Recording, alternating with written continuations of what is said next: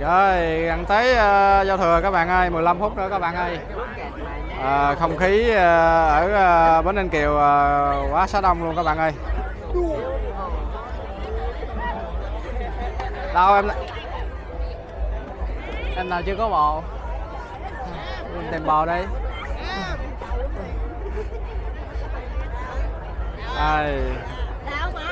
Đông quá chừng nè các bạn ơi, ở phía sau mình nè các bạn ơi.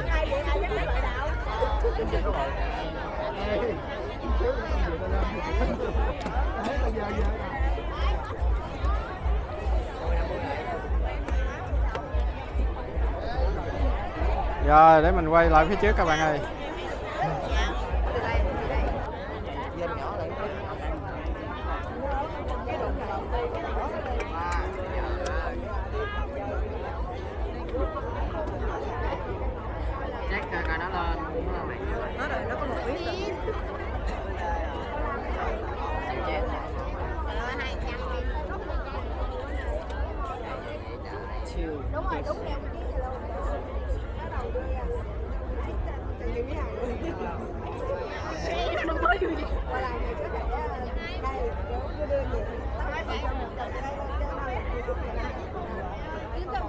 Đứng mấy giờ em nghe tại em đứng nhớ lộn thông tin.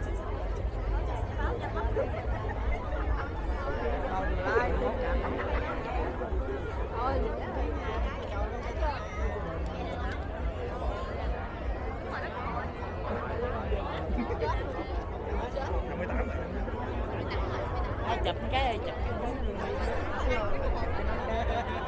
bữa nào đi chơi một tới sáng mới về. Đi đâu mà đây chưa mà đi từ từ.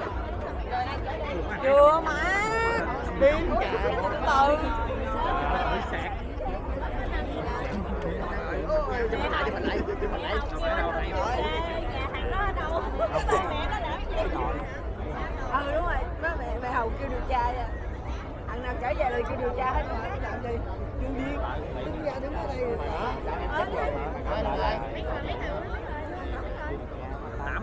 Đúng rồi. Lại là bắt 8 kêu chị điều tra coi. Em lên 5 cái này.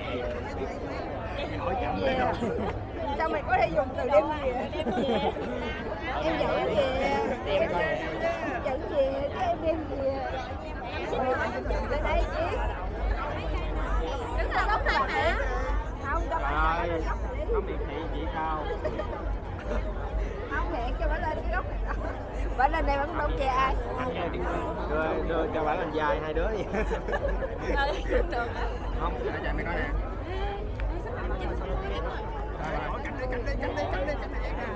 À, 50 giây. Bắt canh từng giây. Bây giờ quay ai quay chụp. Mày quay lên cái này để nó rồi. Nè, chị quay rồi nè.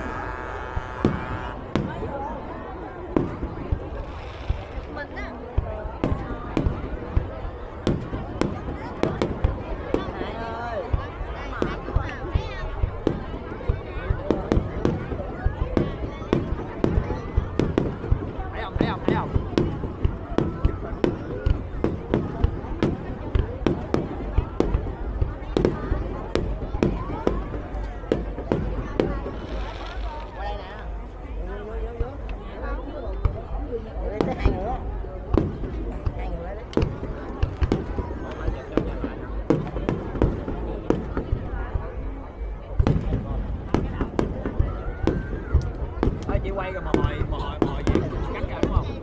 Quay rồi cắt ra là đủ em rửa trước nè. Em rửa trước nè. Rồi em rửa. Em rửa trước nè, không có tôi nói rửa đâu mà rửa. Em lỗi em lỗi.